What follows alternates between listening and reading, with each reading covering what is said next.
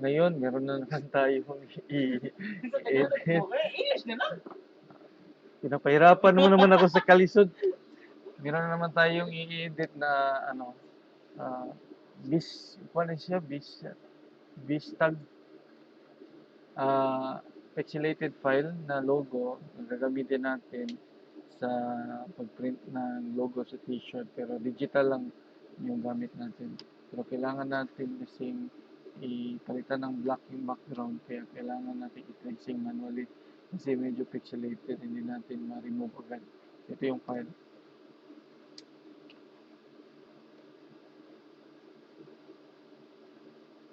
So, ito yung file nasa downloads. Dinownload ko na kanina. Ito yung file. So, check natin. Standard natin, 300 resolution. So, dapat naka 300 to.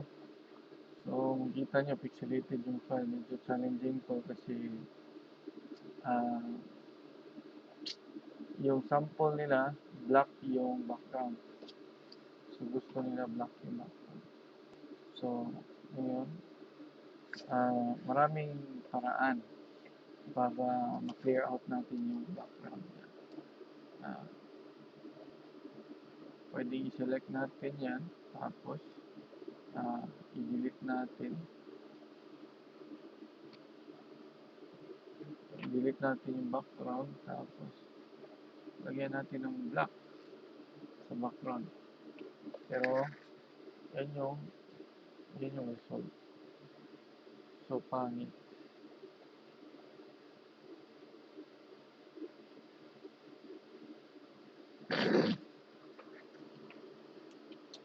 Pero, try muna natin itong AI.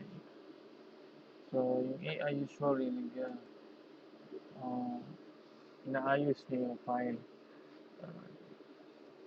Tinatanggal niya yung dumi, yung pixelation niya. So, meron na itong feature na tracing, tapos color trace. I-input mo yung kung ilang colors ang gusto mo na ma-read niya. Tapos, nag-ano siya, nag-vectorize ng image. So, yung Adobe Illustrator, in-open ko na. I-open natin yung file sa Adobe.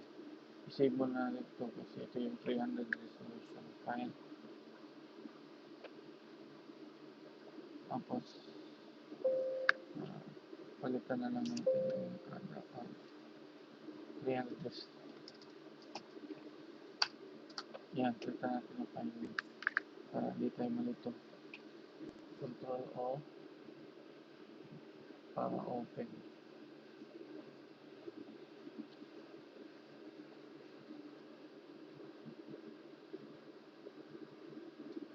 Na-open na. Na-open na natin. So, ngayon, itong dito, mode, palitan natin ng color. Kasi i-retain natin yung color.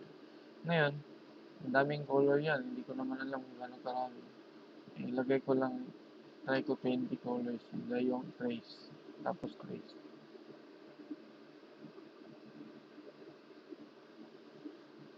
So, mawawala yung mga gradient kung meron. So, yun yung mangyayari. Yun yung itsura niya. So, ang gagawin ko, isi-save ko yan. Tapos, gamitin ko EPS kasi nare-retain yung actual size pag EPS yung file na sinave mo. Tapos, i-open ko ulit sa Photoshop. Ngayon,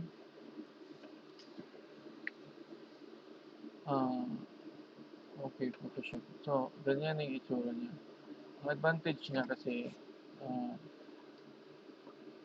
madali mong ma-select yung colors. So, itong white, try ko i-select. So, kaya ko siyang i-remove.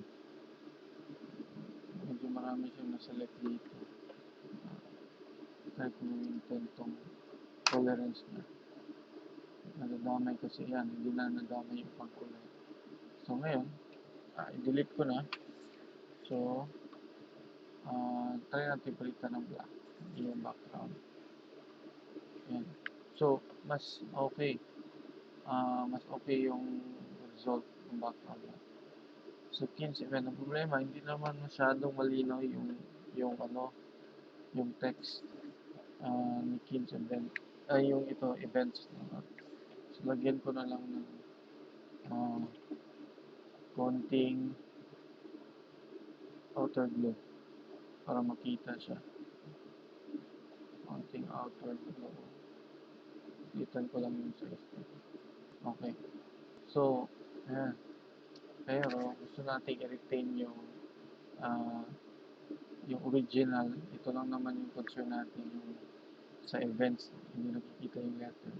Ang gagawin ko, i-right click ko dito sa layer na may outer glow, tapos rasterize layer style, tapos uh, M, tapos i-select ko tong area na to, tapos Ctrl J para duplicate yung area na yun, tapos i-delete ko yung original file. So, ang matitira, ito lang yung merong outer glow. Ang gagawin ko dyan, i-erase ko yung part din na hindi na needed. So, type ko lang yung E for shortcut sa erase. Tapos, yung layer, dapat tama yung layer. So, yung layer na yun, in-erase ko. So, i-soften natin para hindi masyado malata. Yan. Ngayon, medyo magaspang yung dating dito. Gagawin natin, i-erase din natin, pero i-hard yun natin yung setting. Okay? So, hard yung setting. So, pagpalaki ng yung pagpalaki ng eraser natin, open and close parenthesis lang.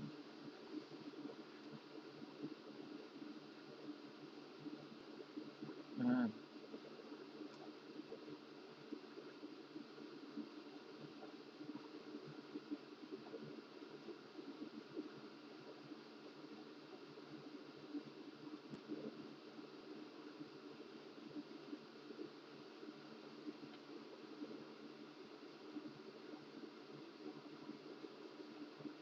Ayan.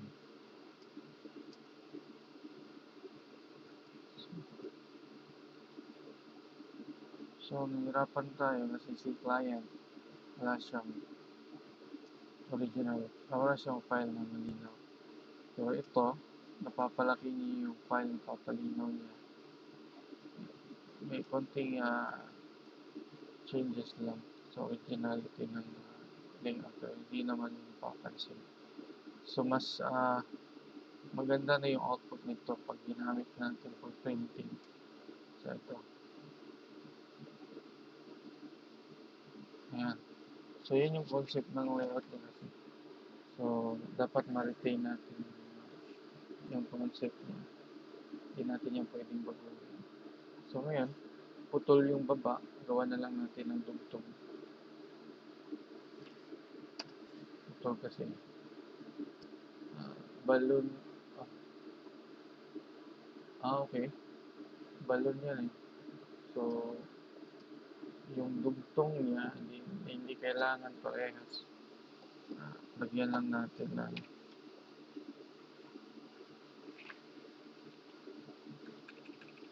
brush. Dugtungan natin.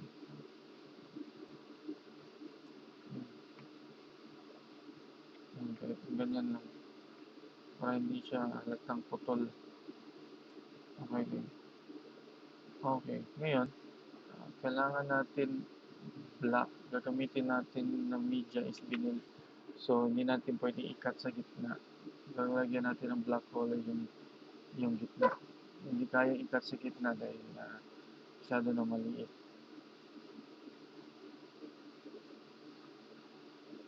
So, ang gagawin natin,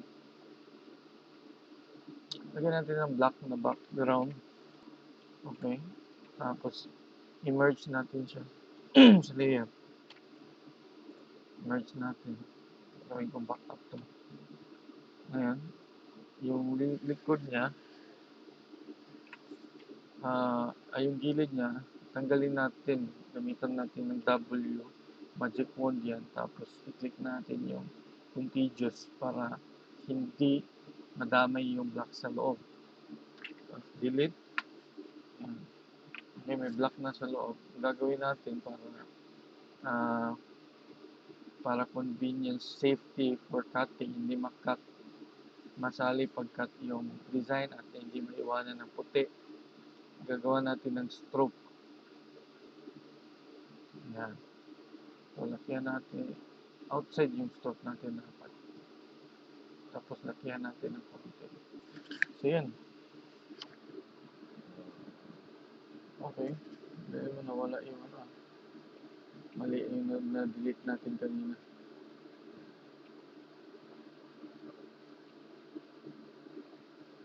Ito pala yung importante to. Kasama pala to. Okay. So, ito back up na. So, ngayon, ulitin natin. I-delete natin yung likod. Ay, yung gilid. Tapos, maglagay tayo ng stroke na black. Kalaki. Okay.